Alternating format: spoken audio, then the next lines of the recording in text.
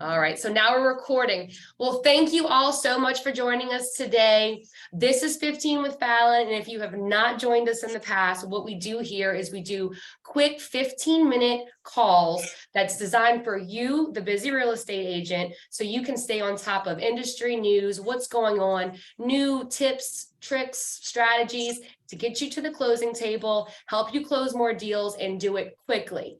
You are the expert in your field, and by getting on these calls and staying in the know, this is how we grow our business. So we ask you after every one of the calls, please let us know, what do you want to learn? What do you have questions about? What would help you feel more comfortable with closing these deals? And one of the suggestions that we've had multiple times is we need more information from an appraiser. What is an appraiser looking for? I've had FHA loans, USDA loans that I don't know if it qualifies, and you don't want to waste time and money from your buyer if it's something that will not qualify. So the good news is today we have Lindsay Godfrey. Hello, Lindsay. How are you doing? Hi, great. How are you? We are doing great. Lindsay is a wealth of information. She has over 20 years of real estate experience. She is a certified appraiser. She's the co-owner of Coastal Valuations LLC, which is a appraisal management company. And she is also a licensed real estate broker. So she walks in your shoes every day. So she knows what it's like from both sides of the spectrum. So she's the perfect person for us to really go through a lot of these questions and figure out what are the red flags that we should be looking for when we're showing houses to the clients, when we're about to list a house. What can we find that maybe is a simple correction or could possibly, kill a deal if we're not careful? So Lindsay, let's get right into it. Let's talk about this. Let's talk about what are the most common repairs that you see when you go out to do appraisals that can delay or kill a deal. Yeah. So this is what we're talking. FHA, RD, VA are all going to have the same requirements. It has to be safe, sound, secure. So the 3 S's. Biggest thing that we see that is the most common is peeling paint. Peeling paint on a property built before 1978 has to be fixed. Either it has to be scraped and painted, or it has to be tested for lead. So typically the quickest and easiest way to do that is to just scrape and paint it. There are some people if there are, if the whole house is peeling, then they'll go ahead and get it tested, but that might be something that you can do on the front end instead of the back end.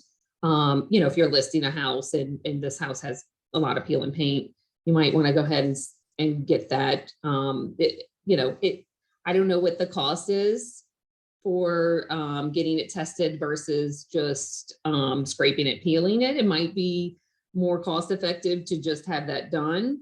But if it comes back with lead-based paint, then you're stuck with that house that you're going to put out the money eventually. Someone is. Yes. And then you have to disclose that it has lead-based paint. So, right. So the best and easiest way to do that is just to have it scraped and painted. I mean, typically we don't see a house that has the whole house is peeling paint, but it happens sometimes. Okay. So next thing is security bars. We see a lot of houses with security bars. As long as the bedrooms do not have security bars on the windows, it will meet FHA and RD minimum property standards. So they can be on the front. And if the bedroom has a door to the outside, because you have to have an escape route to get to the outside, because it's a safety issue. If there's a fire hazard or a fire in the house, then you have to be able to get outside. Okay. If the security bars have safety release latches, then those are okay. But I'll be honest with you, very rarely do I see a house that has security bars that still have the safety, that had the safety release latches. Most of them are open with a key or have a lock. And so that's not acceptable for FHA, RD, VA. Okay. Next thing is handrails. If a house, the exterior part of it, if the house has more than 2 steps, then you have to have handrails. And they're also around the porches too. Like if the house is raised and it has more than 2 steps and that you have no railings around the porch, then it's considered a safety issue. And as far as stairs on the interior, the stairs on the interior have to have a continuous railing all the way up. It can't start and then stop. It's got to be from step 1 all the way to the top. So sometimes we'll see that where it's not continuous. We'll see partial handrails, and we'll have to get those added too. So that's something you can look for if you've got a 2-story house that you think has potential for going FHA. It is something you can get your sellers aware of. Hey, look, if we get this buyer that has to go FHA or RD, this might come up. Right. Next thing is electrical. We see a lot of exposed wires, missing light fixtures. And so it doesn't necessarily have to have a light fixture or a switch. It just can't be exposed. If you have an electrician, that'll come in and just cover it with, they have the plastic covers. You just put the cover over it, and nobody can accidentally shock themselves. And that's the thing, that some of those things are just such a simple fix, and we don't think of it like we don't. You walk through and you don't really notice it. You're like, oh yeah, they'll change the fixtures. They probably want to bring in their own anyway. But if you just take the time to correct that, it's going to save so much hassle later. So. And a lot of times we'll see, I know it doesn't sound like a big deal, but covers for electrical outlets. You'll see a lot of missing covers, and, sometimes I'll carry some with me just so I don't have, because for 20 cents, I don't want to have to come back out there for somebody put. That's a great appraisal right there. That is a very sweet appraisal. We've had so many appraisers have to go back out because of a 99-cent or however cheap it is, little plastic cover. 20 cents. So I'll try to get some. You can buy them in bulk. They're not expensive. I try to keep some with me just so it's something I don't have to go back out and do. And it's because it doesn't really, it costs me more money to come back out. It costs more time. It costs, it's just not worth it for us to come back out there, and we don't want to come back out there. We'd rather everything be done. The property looks great, and everybody can move on and everybody's happy. Right. Hopefully. So next thing is we inspect the attic space and the crawl space. We have to do at a minimum a head and shoulders inspection. So and what we look for are safety hazards there too. Under the house, we look for typically it's people throw trash underneath there, but the trash isn't a big deal. But there could be some paint, some old, like people put old paint under their houses. You'd be surprised some of the, junk. I'm sure you find some things. They're like, I don't have anywhere to put this. Let me throw this under the house. So, so that's something we'll see under the house. And most of the time what we see in the attic is we'll see a lot of open junction boxes and open electrical wires too. And just because it's in the attic doesn't mean we're not looking for it, and doesn't mean that we're not going to flag it for it. Somebody, the homeowner might get in there and start working and accidentally bump the electrical wires that are exposed and could potentially shock themselves. So, or cause a short in the house, or, something like that. So, like I said, we want to make sure the house is safe, sound, and secure. Locks, doors, things like that. The house has to be locked. The doors have to be able to be locked. And also in the attic too, what we're looking for is if there's any signs of any kind of roof leaks. So if there's any signs, now, we can tell sometimes if it's an old roof leak, or, if it's a newer roof leak, you can tell. And you can tell by looking at the the roof when we physically get there that, hey, this looks like this is a new roof. So we know once we get up there that it's probably not leaking, but we may, but if there's any signs of it, we may or may not call for a roof inspection. So if that is something that you're at your property, you're listing, or your buyers, and there's a roof that looks older and looks like it has potential of leaking, we might recommend a roof inspection. So if that's something you want to get done before I even get out there, and you could say, here's my paper, here's my Great inspection. time saver, guys. That's very, very true. Getting some of that work done ahead of time can alleviate so much hassle later. Now, Lindsay, is there certain, because there's a lot of talk about the roof has to have X amount of years left in its life. Is there a rule for that, or is it just based off of condition?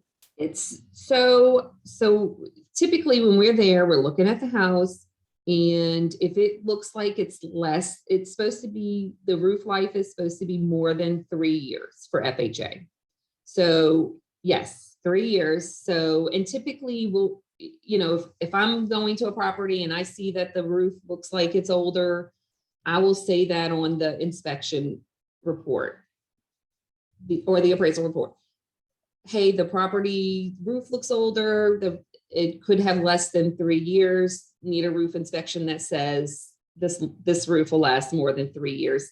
Obviously, barring that we don't have a hurricane or a big windstorm or tornado or something like that, but normal, regular weather. Gotcha. So as long as it has the 3 years, we're good to go. And typically we like the roofing company to state it on the roof inspection invoice that they send us. Perfect. And then guys too, that's another thing that with insurance, the way it is right now, you may run into this. If that roof is on its last leg, you may need a roof inspection anyway in order to find insurance coverage. So again, work that we can do ahead of time to save for the hassle. Now, are there any hard stops where, you know, you've run into something and there's, besides, you know, rebuilding, like just something that cannot be corrected in order to meet HUD guidelines? Yeah, I mean, there are a few. We rarely come into contact with those properties. I've probably come across 5 in 20 years, and they're typically the same thing. It's so the crawl space between the soil and the and where the house starts is supposed to be 18 inches. So if it's less than 18 inches, it does not meet minimum property standards. And the only way to correct that would be to raise the house. There is a rule though, if it's typical for the area, then it's fine and will meet minimum property standards. So, you know, we'll measure it, we'll note it in there. Hey, this is this crawl space is only 12 inches, which a lot of them, there's quite a few that are only 12 inches. And we just, we note it in there, and we can tell by go and look at other properties that we're going to use as comparables, or even properties in the neighborhood that show that they have a similar size crawl space. But if it's not common for the area, it's going to be one of those things that just can't be, or is not feasible to correct.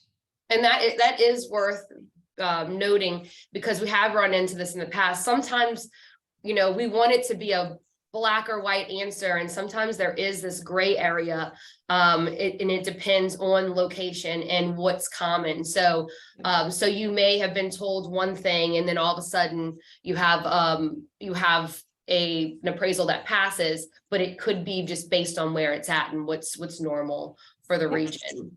So okay, well, excellent.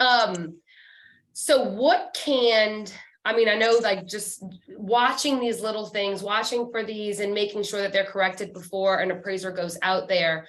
But what else can the real estate agent do to help make this process smooth for you? What do you run into that you could, you know, if they did a little bit more, it would maybe raise not so many questions or just make it simple?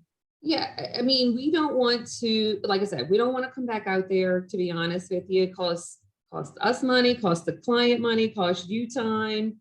And it costs the client time. I mean, this could potentially push back a sale that could have closed 2 or 3 days or on time, and now we're having to get extensions because it's not finished. Any of the things that I said, those are the most common. If those things could be done before we get out there, then we can just roll with the appraisal and get it back to the lender as soon as possible. And then, you know, you don't have to call me, I don't have to call you. Or, you know, if I'm calling you to do the appraisal, to order or to set up the appraisal inspection, and you say, Lindsay, hey, this is what I have right now. Is this going to be okay? And I can tell you yes or no. And a lot of times I'll go out there too, and I'll let the agent know, hey, this is what I saw, so you need to get on it right now so we can make sure this closes timely. Perfect.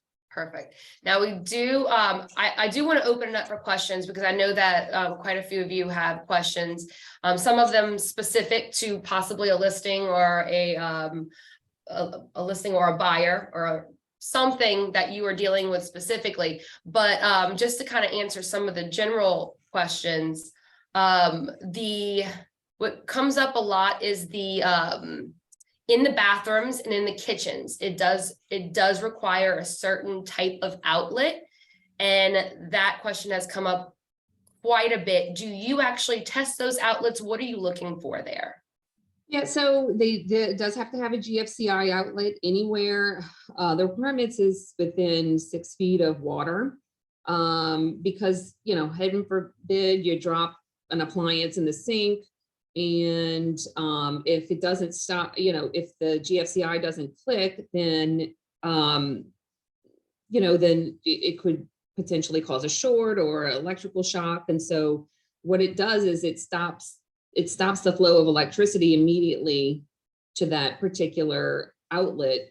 And so we do look for that. We do test it. It's easy. It's the test and reset button. And so we just make sure that works. And usually there's a light on. The newer ones have lights on them, so we can see that they're working properly. And that, guys, that I think is one of the biggest ones that we as lenders will see that needs to be changed. And it's not an expensive fix. It's not an expensive repair. So again, keep your eyes peeled for that within 6 feet, you said, right? 6 feet of running water. Just make sure, especially the older houses, I guess it was not up to code. That was not part of the code then. And now it is. So easy for you to catch.